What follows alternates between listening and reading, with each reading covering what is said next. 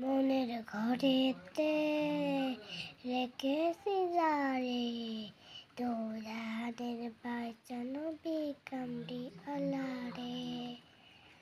ও আমার নারায়ণ নবীরে, ও আমার মায়ার নবীরে, জাহানের বাঁচানো বিকামড়ি আলারে।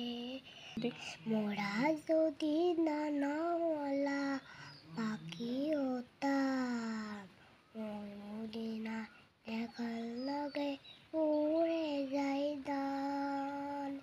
হৃদয় জুড়ে দেখতাম আমি নয়ন ভরে, তো জাহানের বাঁচানো বিকামড়ি আলারে।